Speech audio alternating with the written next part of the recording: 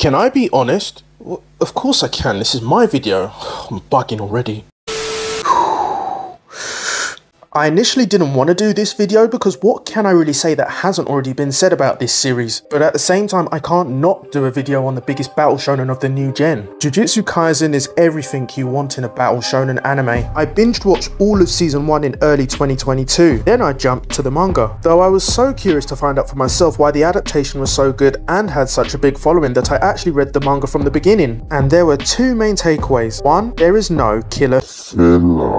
2, it was probably harder for Mappa to really fuck up the adaptation than make it look good with the fan following, productional support and funds invested into the project. The source material was that good. And what's a good story without lovable MCs? You've got your standard trio. Sukuna's vessel Yuji Itadori, Shikigami user Megami Fushiguro and Hammer and Nails wielding Nobara Kugisaki. You can draw out similarities from other shonen characters, but don't be that guy that unironically says they are carbon copies to whoever. If you do, you deserve to be clowned. They have enough about them to be their own characters in this universe. This is the same for every aspect of the series. You can see that the old school classics inspired Gege Akutami, but he definitely created his own story. I've gone on long enough talking about the show without mentioning the main trio's sensei, Satoru Gojo. Even though he's really strong, we get shown in minute 1 of his appearance that he's a real troll. A good one at that. He pushes people's buttons because 1, he's got time for that, and 2, he literally and metaphorically can't be touched as he's so strong, and so long as he's got that broken ability, Limitless, turned on for good measure. And the Gojo stands are in full swing because he's unbeatable, right?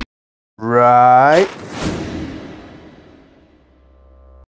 Now this is the perfect opportunity to say that my sentiments for Gojo at the time of finishing the first season were interesting to say the least. I like his personality, abilities and his hate for the Jujutsu higher-ups intriguing, but having someone so overpowered on the good side had me thinking, if no one can literally touch him, how can the story progress with him being there? Gege's first part of that answer was the next arc being about Gojo's past. And again, what can I really say that hasn't already been said about season 2's episodes covering that? They were fire. Toji is my goat for the season, by the way, fight me. Mappa gave the series the respect it deserved by having that 2-year period for the second season after the first, or over 1 year after the movie, which is also canon and an adaptation to the 4-chapter volume Jujutsu Kaisen 0 that was released a year before the main series. That's also fire. And yes, I'm really looking forward to how they're gonna animate the Shibuya arc as much as the next manga reader. The fights in this series are an easy thing to love, arguably the biggest appeal to the series. If you like intricate power systems like the ones Hunter x Hunter, Naruto and Hell's Paradise have, then you probably love Jujutsu Kaisen's. Action aside, the series has its comical moments. When the trio are together, it's usually Yuji and Nobara goofing off and Megami sighing away. If Gojo is there, he's either joining in on the fun or poking at Megami's buzzkill nature. This is the type of dynamic you want in an anime. Guys that relax and mess about with each other when the time is right, but get serious when the job is at hand. And their jobs entail some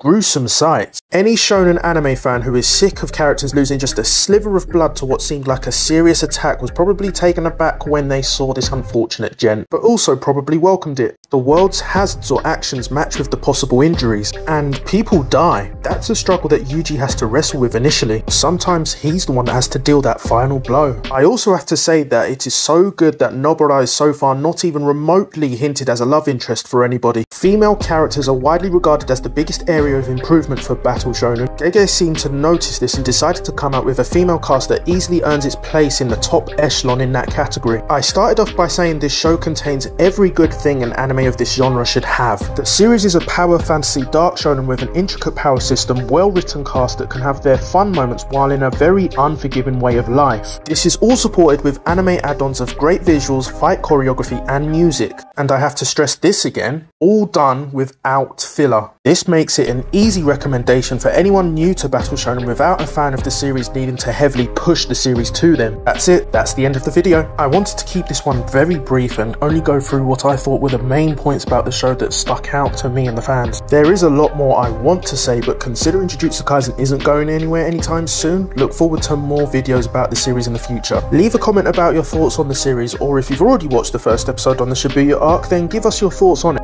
Roll safe.